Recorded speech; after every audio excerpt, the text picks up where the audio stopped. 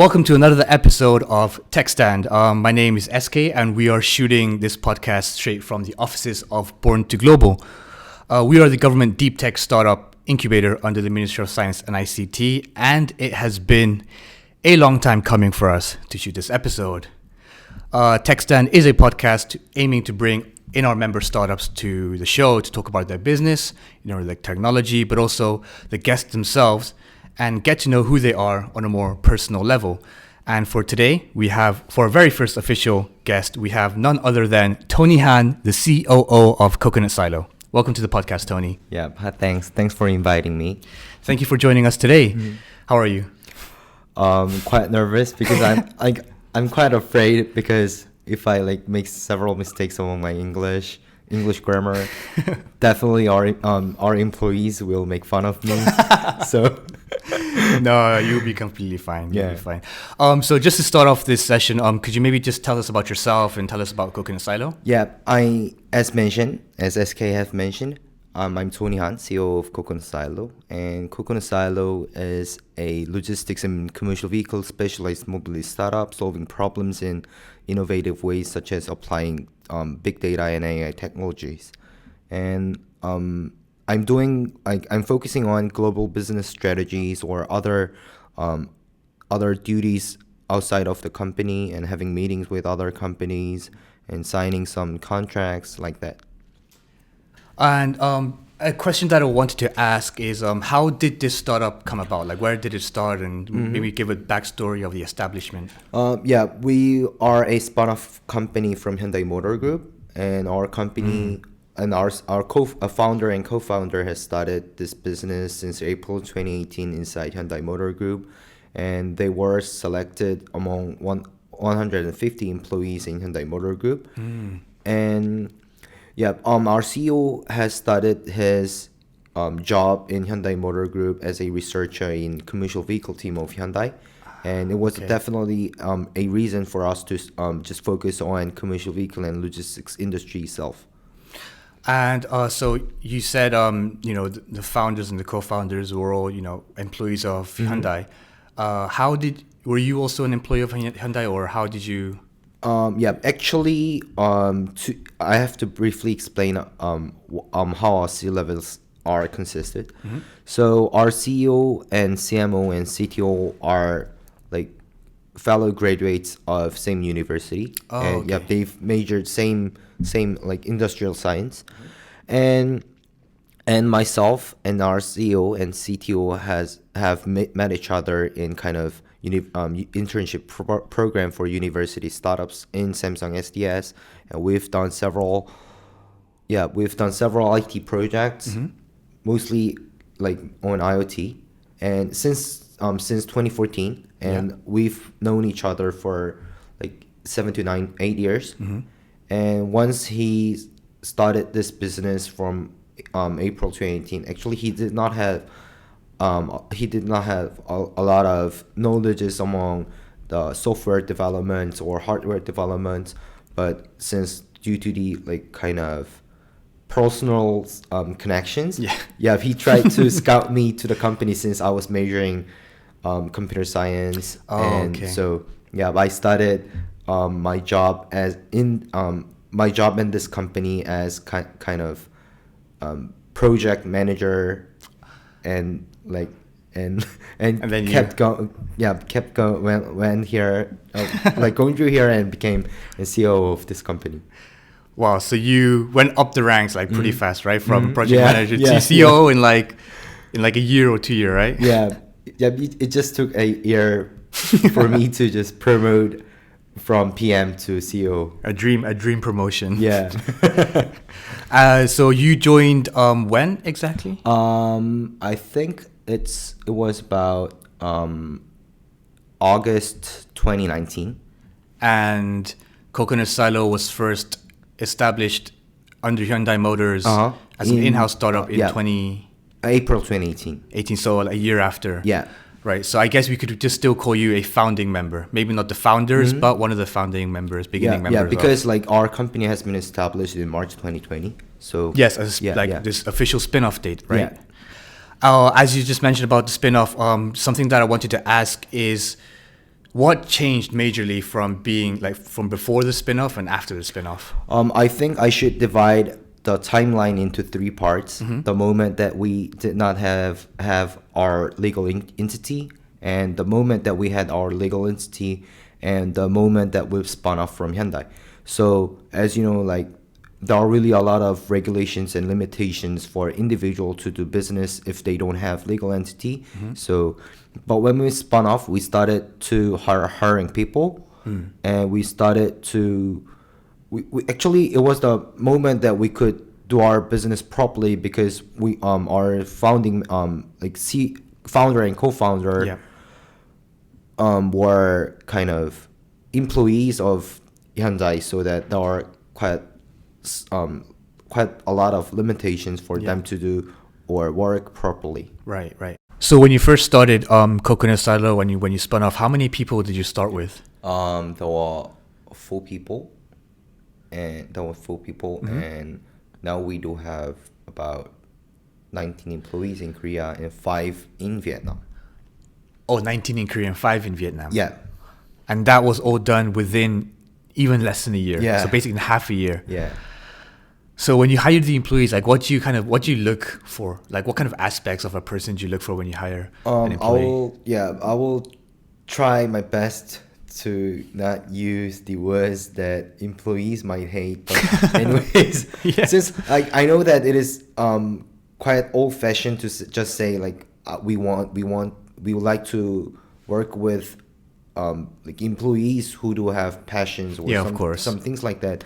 But anyways, like we want to work with people who do have global experiences, global insights, and the ability to read how the world is going and how the startup industry itself is like evolving and like and we like, as you can see, like we are a really young organization. So our company's motto is work fun and play hard.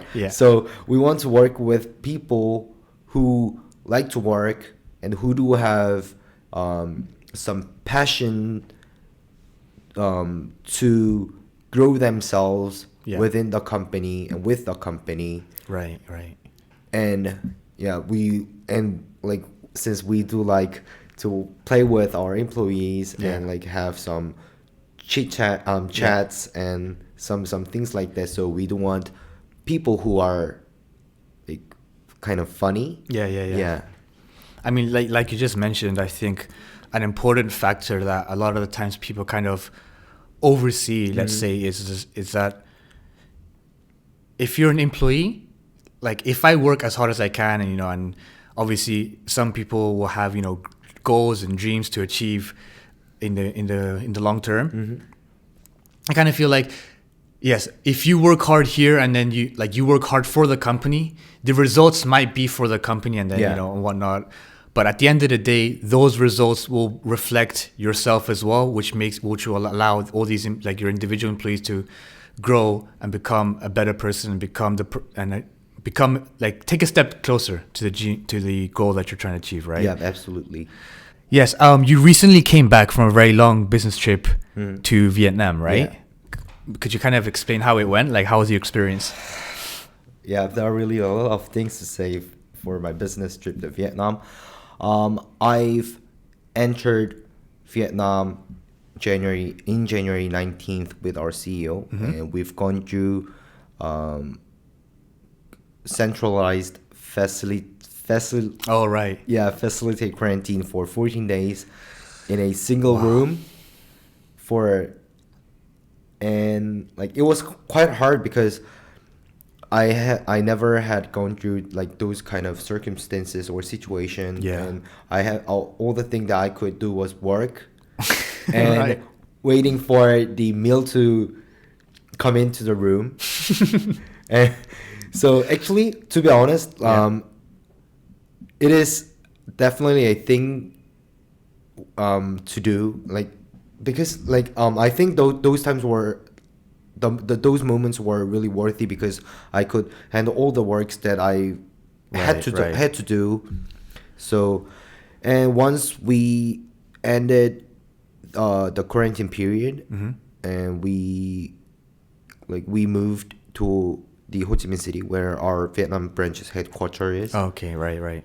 And we started to meet various logistics companies and partners, local partners who can handle various things and various tasks that we cannot do. And we hired some employees, as mentioned, like since we do have five people in Vietnam branch, so we gone through the interview sessions and we were able to hire people, and we tried our best to set things up for our Vietnamese entity as best as we can, because as a foreigner we do not know exact legal regulations Yeah, for of course. foreigners to run a legal entity in Vietnam. So we've gone through the whole accounting things and taxation and like legal procedures in order to set the legal entity itself as best as we can. And yeah, we've conducted several market researches. So that's quite a lot of work in Yeah. like 2 months, right? I think Yeah, 2 months. 2.5 months. Yeah. So obviously you are the COO of a startup of Coconut Silo, and beforehand you were a university student, right? So a question that I was curious about is how are you handling the role as a COO of Yeah. a startup? Yeah. Yeah, based on my personal experiences, I focus on global strategies and global business, and I really meet a lot of people outside of the company and play my role as a project manager for a typical project.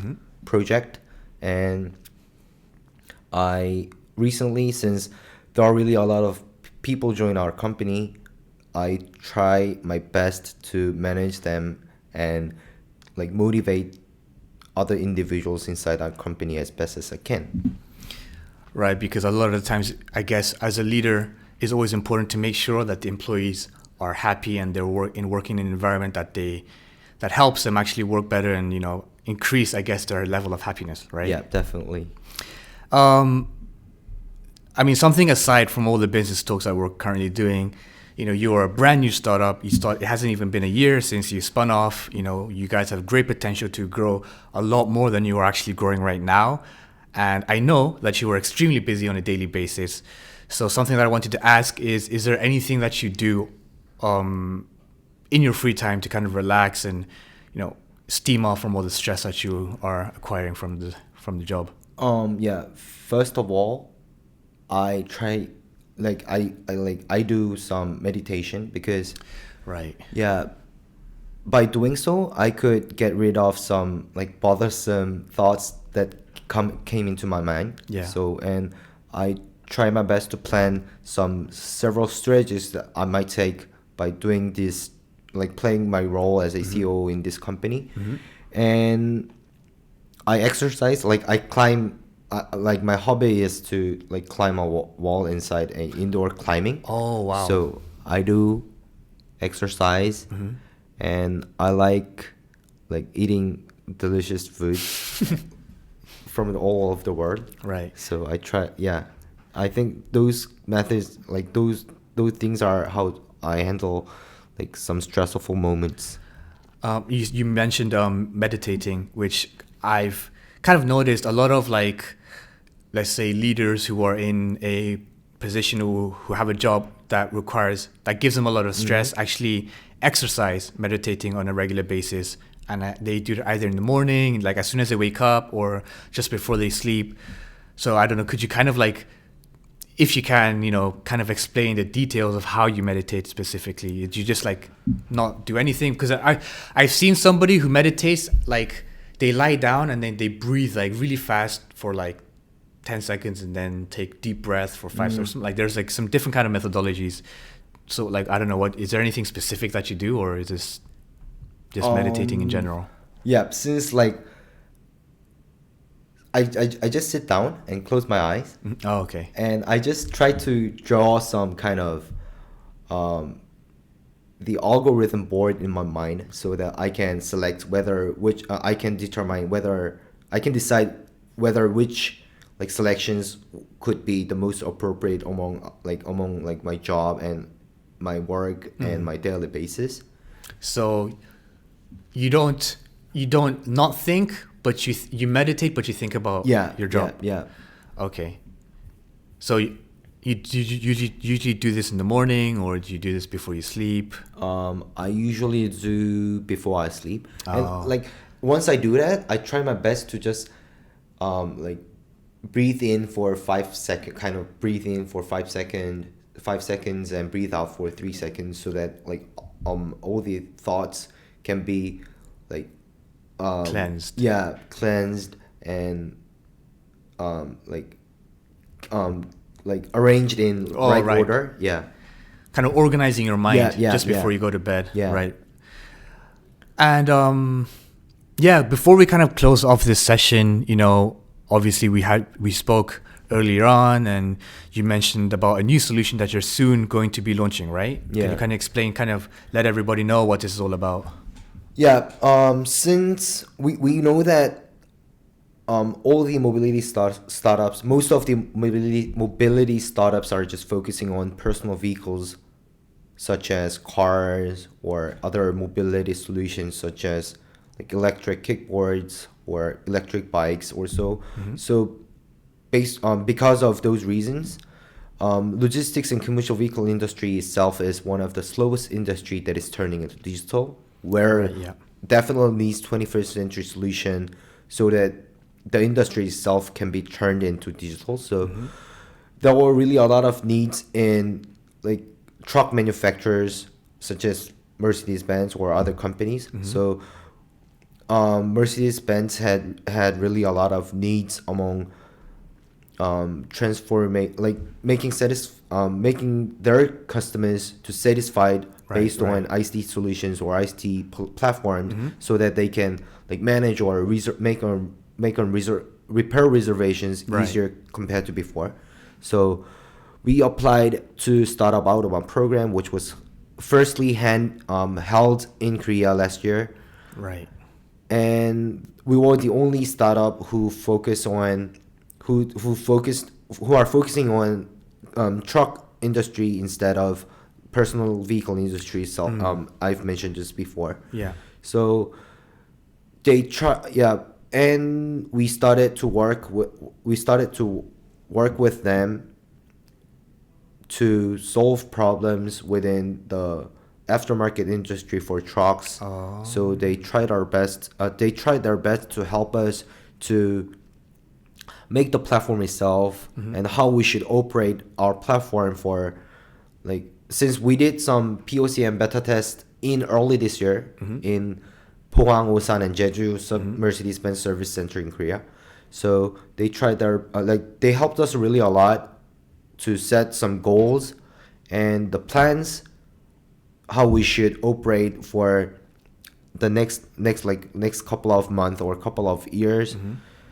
So the platform itself is about to launch. I think it will be launched in maybe next week. Oh wow, that's pretty soon. Yeah, or 2 weeks later. Right. So we'll just start working on several specific service centers, such as service centers that I mentioned, like Osan, Jeju, Pohang, those service centers, and we'll gradually expand our service area to all the service centers in all Mercedes-Benz service centers in Korea. So just to I guess summarize this whole thing, you guys are launching a new product in a couple of weeks, where you're focusing on where it's a platform-based solution, helping truck drivers find different, let's say, garages to help them maintain and repair their trucks and whatnot, right? Yeah. Moreover, based on big data and AI technologies, we also provide several functions that helps truck drivers to manage their resources and vehicles and their repair schedules. Awesome. And for the service centers itself, service centers and mechanics and engineers to manage their repair schedules and their duties and their what we call the real-time warehousing status.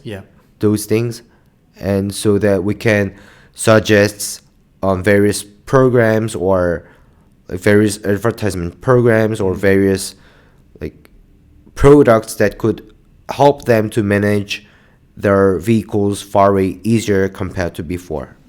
And could you kind of like let us know the name of the app or the product? Yeah. So that the potential drivers who might watch this video, kind of download the app right now. Yeah. As you mentioned, like our platform's name is Truck Doctor. It Truck is Doctor. Yeah, available in both iOS and in Google Play, Google iOS App Store and Google Play. Right. So yeah, if you have time, feel free to download it and just give me some comment that if there are some things for us to revise. Perfect. And to kind of close off this session, I would like to ask, 4 quick questions. Mm-hmm. And in quick succession.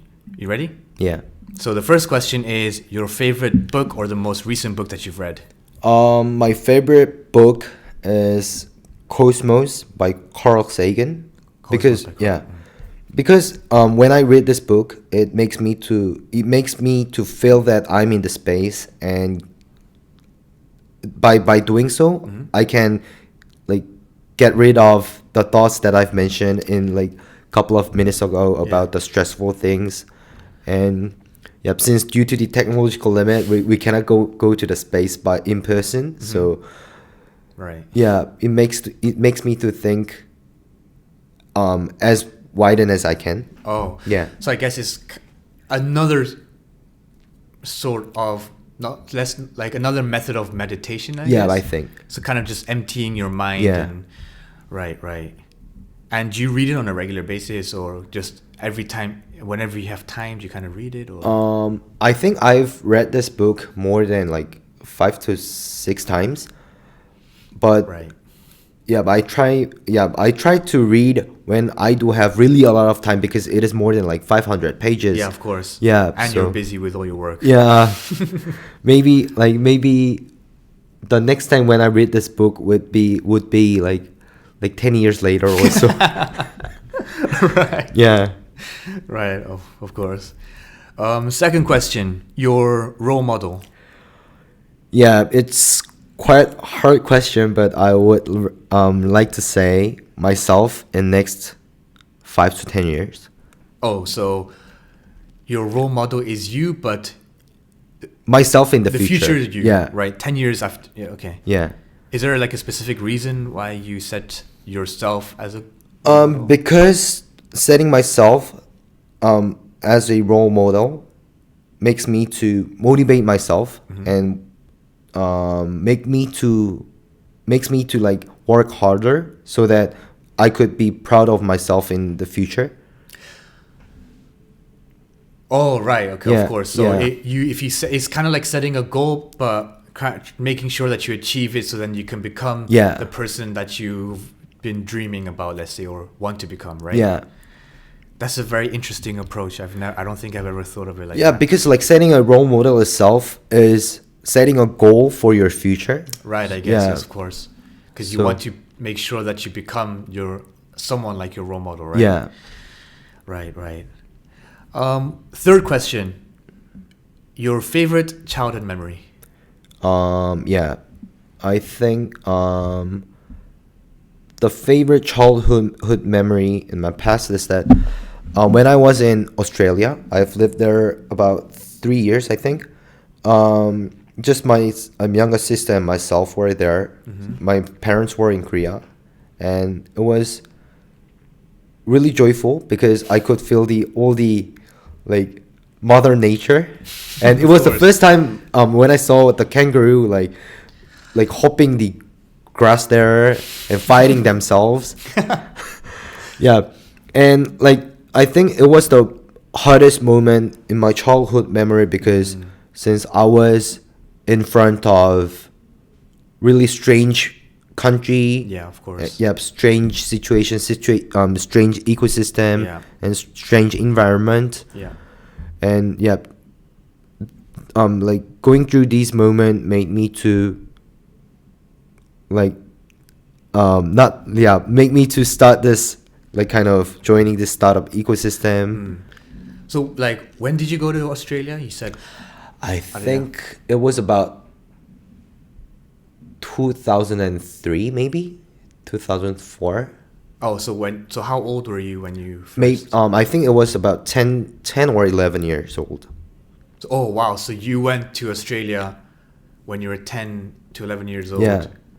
Without your parents and just with Yeah. your sister. Yeah. Wow.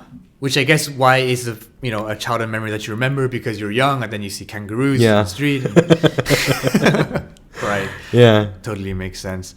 Last question. Who's one person or is there a startup that you think we should have on this show? Yeah, I think it is quite nervous to say, and I'm quite afraid because we are a really small startup. But no, it's fine. Yeah, but the startup that I would like to recommend is really huge. The 12th unicorn in Korea, Sandbird. Oh, Because when I participated in Born to Global Buddha's program last year, there were some moments that I could met him like virtually because like as you know like due to the COVID-19 situation, I could know and I could feel the like really stressful moments and hurdles and hard situations to become such a larger startup. Yeah. And I think inviting Sandbird itself is really meaningful because there are only 12 unicorns in Korea. Right. So yeah, actually now that you mentioned it, I think it's actually a pretty good idea because from my understanding, Sandbird has been our member startup for quite a long time. And, we've been working quite a lot with them in terms of, helping them establish, I think, their offices in the US and, the different kind of consultation services that we provide.